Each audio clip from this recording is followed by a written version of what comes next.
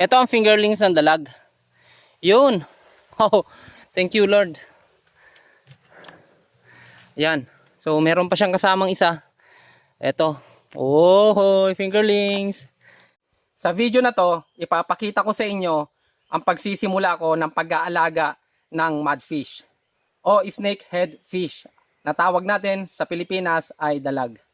Etong fish pan ko na to, brackish water, pero itry natin na mag-alaga ng dalag dito. Tingnan natin kung mabubuhay. Kasi gusto natin na dumami, ma-culture natin yung native dalag natin, mabenta rin ito, marami na may gusto nito, madaming kumakain nito, Luzon, Visayas, Mindanao. So what's up mga paps, papakita ko sa inyo ang proseso. Dalag ang ating aalagaan sa fish pond na to. Merong sukat na 5 meters by 8. So in total, 40 square meters ang laki ng ating dalag pond. At ang lalim ng hukay na ito ay 1.5 meters. Na malamang yung tubig nito ay 1 meter depth. Etong kondisyon ng tubig nito ay brackish.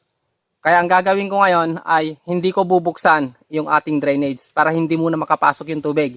Ang iipunin natin na tubig dito ay tubig ulan. Malamang etong bagyo na si Quiapo ay magpapaulan dito sa amin kasi dito dadaan. Pagkatapos ng bagyo na si Quiapo ay saka ko ilalagay yung ating dalag fingerlings.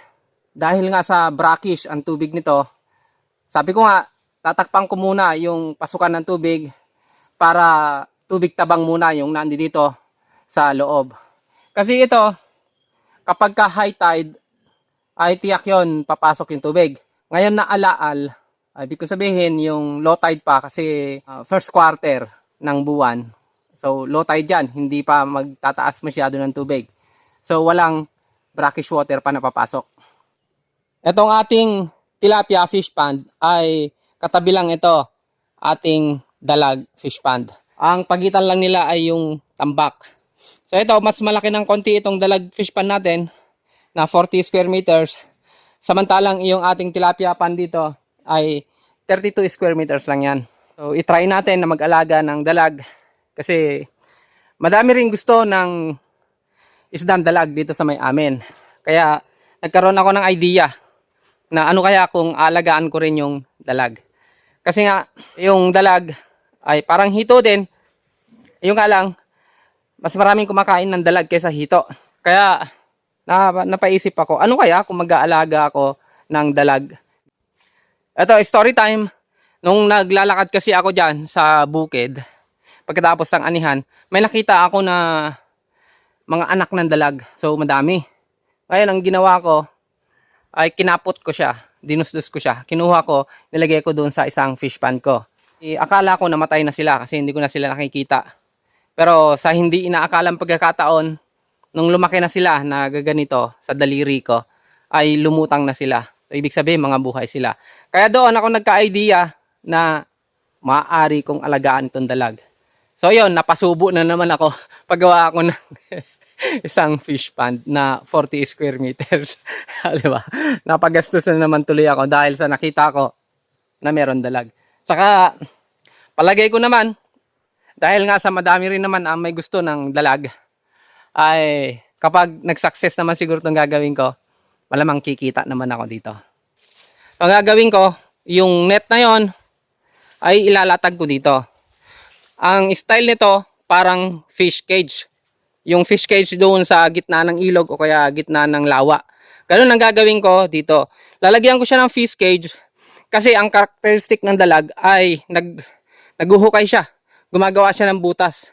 Umiilalim siya sa mud, sa burak. Kaya ang gagawin ko, para hindi ako mahirapan at hindi masira gaano yung tambak ng aking fish pond, ay lalagyan ko siya ng net. Size 17. So kung yung daliri ko ay hindi na makakalusot dito. So kung sa palagay ko hindi na kayang lumusot yung mga dalag dito, ay idadirect ko na silang papakawalan dito sa ating fish pond. So ganyan paps ang gagawin natin para makatiyak tayo na walang makakawala sa mga alaga natin na dalag. Kasi ito malakas din tumalon. pwede niyang talunin yan. Yung mataas na tambak na yan, pwede rin niyang talunin yan. O kaya naman, maghukay siya, magbutas siya, pwedeng makatakas siya doon sa kabila. So ang gagawin natin, mayroong net.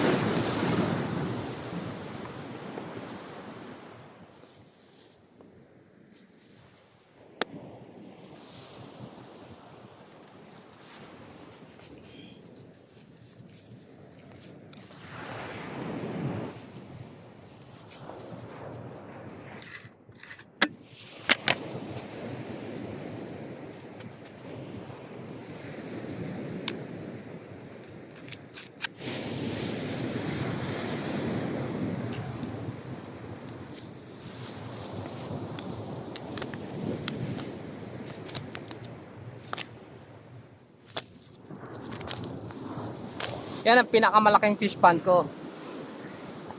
Yan ay ano yan, communal yan para sa lahat. Lahat nangingisda dyan sa aking fish pond. Kaya yan malawak na yan. Kita nyan, akin lahat. Meron na siyang tubig. So medyo malalim-lalim na to. Pupwede na ito para dun sa ating mga dalag.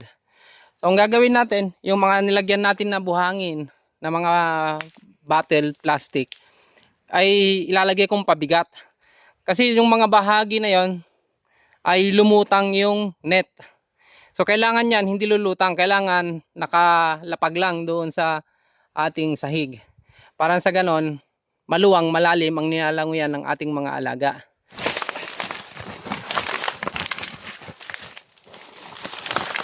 Oops! Yeah.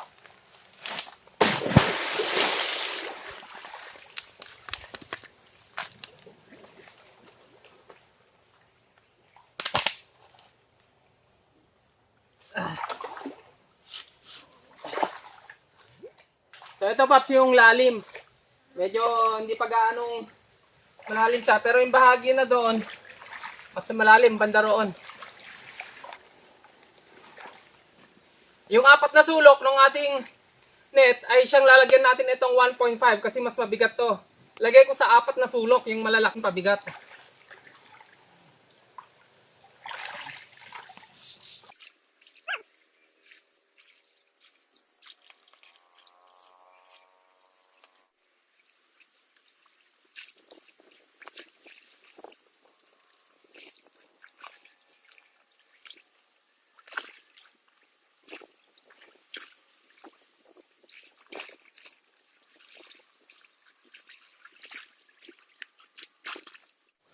So yun mga paps, yung ginawa nating fish pan na to, banda rito mas mababaw, tapos dun sa bandang dulo, mas malalim.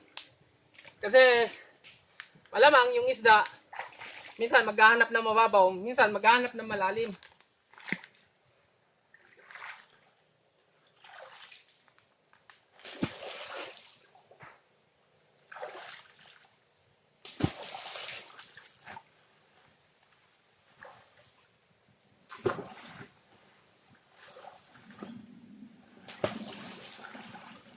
Ito mga paps, may nakita ako na dalag fingerlings dito sa loob ng ating kulambo. Try natin kung kaya natin kunin. Kasi tiyak ko may butas itong ating kulambo, baka hindi natin makuha.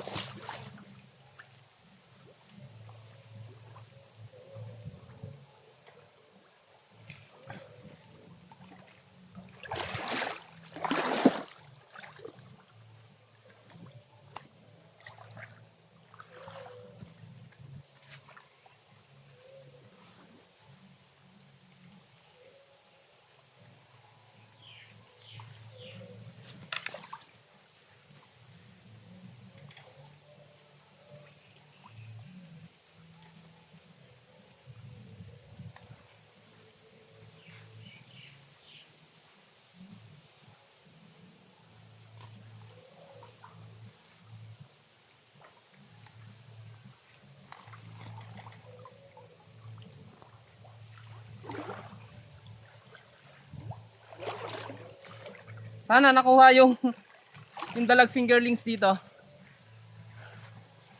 Ay. Tingnan natin.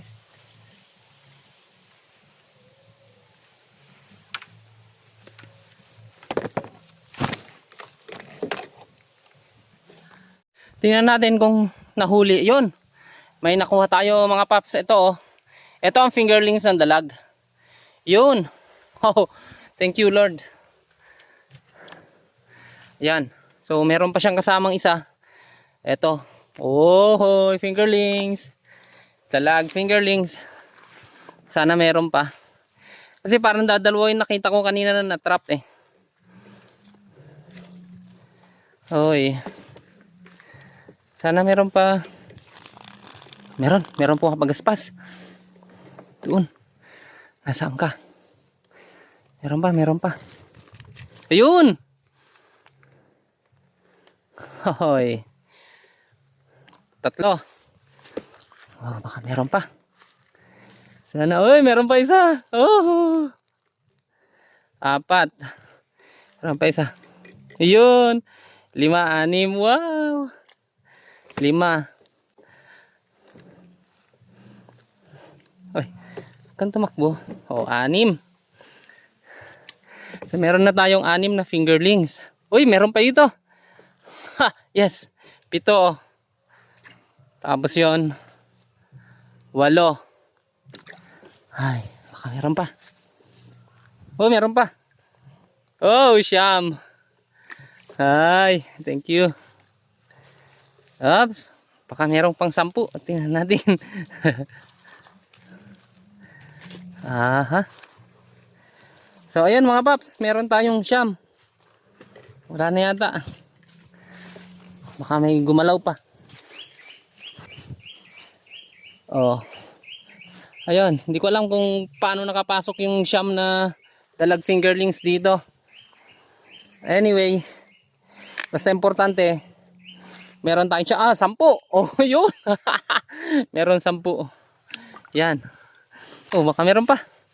Sa tabunan lang. Okay. Ayan mga paps, wala na. Oh, ha.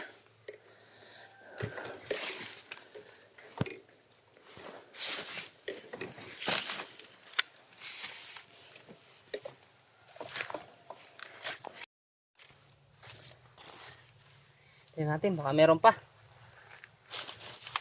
Sayang naman. Oh, wow, wow, wow, wow, wow.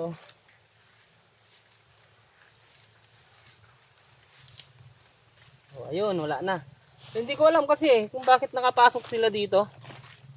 So, tingnan ko nga kung nasaan yung butas nito. Oh, nasa ilalim yung butas. Ito.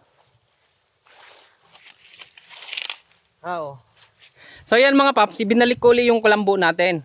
Pero ang ginawa ko na, medyo lubog itong gilid na to para nang sa ganun ay makapasok yung mga dalag fingerlings natin. Then lalagyan ko rin ng pagkain doon sa gitna para gagawin natin na ngayong trap. Kahit papaano makahuli tayo habang hindi ko pa nakukuha ng lahatan yung ating mga dalag fingerlings dito. Eto na mga paps yung ating dalag fingerlings, 10 piraso. Ang unang ihuhulog natin dito sa ating fish pan. Etong dalag ito ay freshwater fish. Yan o, fingerlings. Ngayon, itry natin dito sa brackish water na aking fish pan kung mabubuhay. Although, ito naman ay hindi naman gaano na maalat. Kasi nga, malayo naman yung sabang. Pero kahit papano, inaabot dito. Kaya, itry natin dito ngayon na pakawalan etong 10 piraso.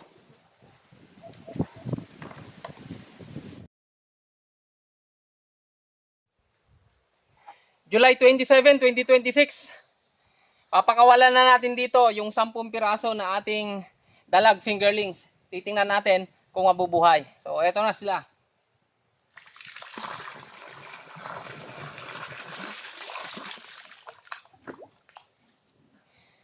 Yung dalag fingerlings natin na yan, ay pagtatagalin ko dito ng 3, 4 o 5 araw. Obserbahan natin kung mabubuhay sila dito sa brackish water. Ngayon, kung magtagumpay tayo dyan, hindi natin sila nakita na lumutang within 7 days. Halimbawa, ay lahat ng aking dalag fingerlings na naando doon sa fish pan, ay uhulihin ko na para ilagay natin dito sa my screen. Ang purpose kasi ng screen na ito, ay para hindi sila makapunta sa gilid.